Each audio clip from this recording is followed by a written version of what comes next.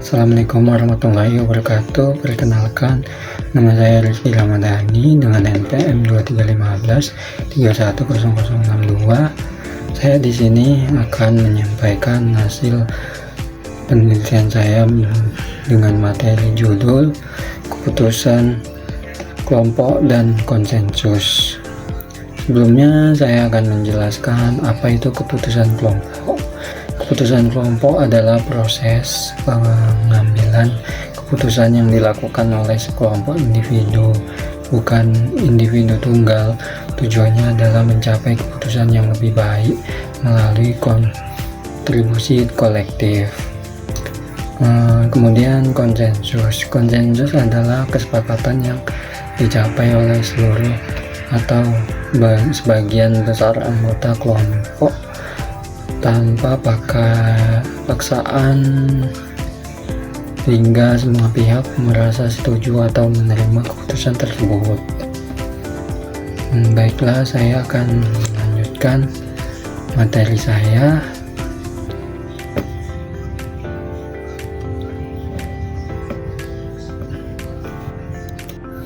Yaitu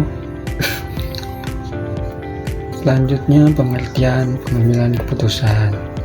Pengambilan keputusan merupakan salah satu aspek yang sangat penting dalam proses manajerial dan operasional organisasi. Menurut Mardani et al.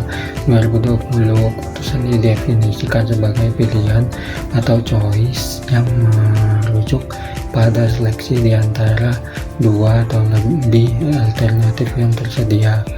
Keputusan tersebut diambil setelah mempertimbangkan berbagai faktor yang relevan dengan tujuan akhir yang ingin dicapai.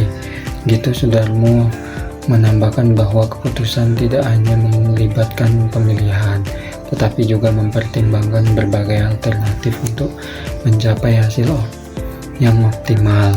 Kemudian keputusan yang diambil dalam suatu organisasi merupakan refleksi dari pemikiran yang logis dan sistematis. Davis tahun 1988 menekankan bahwa keputusan adalah respon terhadap masalah yang muncul dalam perencanaan, sehingga aktivitas pengambilan keputusan menjadi penting untuk mengatasi penyimpangan dari rencana yang telah ditetapkan. Dari Muktamar et al. 2024, ini menegaskan bahwa keputusan yang diambil oleh manajemen bukan hanya tindakan reaktif, tetapi juga berbasis pada analisis permasalahan yang sistematis. Kemudian pengambilan keputusan kelompok. Pengambilan keputusan kelompok dianggap lebih efektif dibandingkan dengan pengambilan keputusan individu dalam banyak konteks organisasi. Menurut David W. Johnson, pengambilan keputusan kelompok lebih unggul karena beberapa alasan yang didasarkan pada dinamika interaksi kelompok. Salah satu alasan utama efektivitas keputusan kelompok adalah terjadinya proses sinergi dalam kelompok. Beragam pemikiran dan ide dari individu yang berbeda dapat menghasilkan ide-ide baru yang mungkin tidak terpikirkan jika pengambilan keputusan dilakukan secara individu. Kemudian teknik pengambilan keputusan kelompok. Kemajuan yang terjadi dalam pengambilan keputusan kelompok selama beberapa tahun terakhir ini dapat dikaitkan dengan kemajuan dalam teknologi informasi. Pemanfaatan sistem informasi manajemen atau disingkat CSIM, sistem pendukung keputusan atau DSS, melalui teknologi informasi, penggunaan data warehousing dan data mining, serta penggunaan sistem canggih dan kecerdasan buatan semakin meluas untuk membantu manajer membuat keputusan yang lebih baik. Pendekatan yang berbasis informasi ini telah memberikan dampak yang signifikan dan kesuksesan yang besar dalam konteks pengambilan keputusan dengan lebih efektif. Kemudian pengertian konsensus.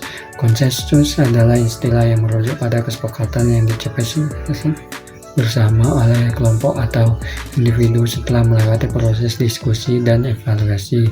Dalam teori konsensus ada penekanan pada pentingnya sosialisasi dalam membentuk nilai-nilai dan norma-norma yang disepakati bersama. Ini berarti bahwa individu dalam kelompok sosial cenderung menyesuaikan perilakunya sesuai dengan harapan dan aturan yang ada di dalam budaya kelompok tersebut. Kemudian proses pengambilan keputusan berdasarkan konsensus. Pengambilan keputusan berdasarkan konsensus melibatkan partisipasi aktif dari seluruh anggota kelompok.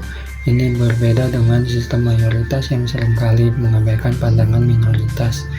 Dalam konsensus, tujuan utamanya adalah mencapai kesepakatan yang dapat diterima oleh semua pihak, atau setidaknya tidak ada pihak yang secara tegas menentangnya.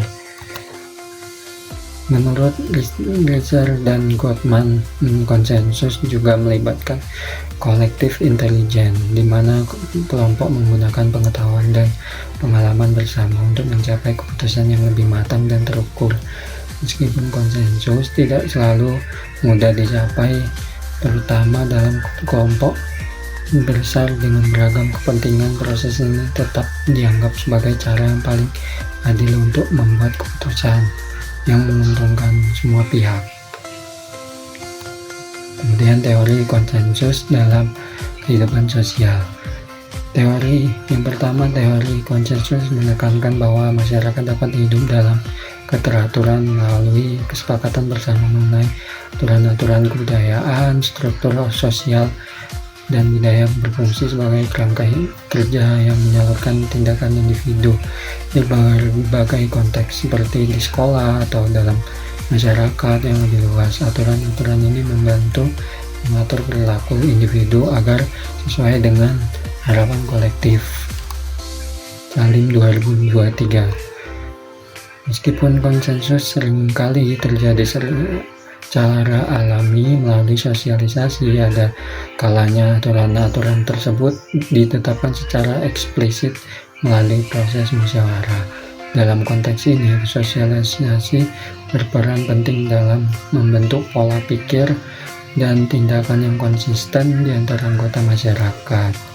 Kemudian konsensus nasional dalam Pancasila dan Undang-Undang Dasar 1945. Di Indonesia, konsep konsensus nasional terlihat jelas dalam penerimaan Pancasila sebagai dasar negara dan Undang-Undang Dasar 1945 sebagai konstitusi negara.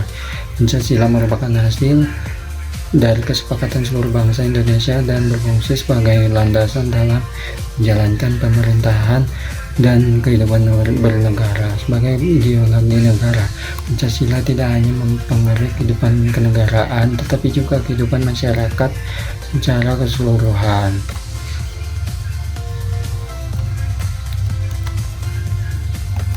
Kemudian Undang-Undang Dasar 1945 juga merupakan bentuk dari konsensus nasional yang telah disepakati sebagai sumber hukum tertinggi. Perubahan-perubahan yang dilakukan terhadap Undang-Undang Dasar 1945 mencerminkan dinamika sosial dan politik yang harus terus berkembang di Indonesia, namun tetap dalam kerangka kesepakatan yang telah terbentuk. Konstitusi ini menjadi landasan bagi segala bentuk kebijakan, baik dalam bidang politik, ekonomi maupun sosial. Sekian dari saya tentang materi keputusan kelompok dan konsensus.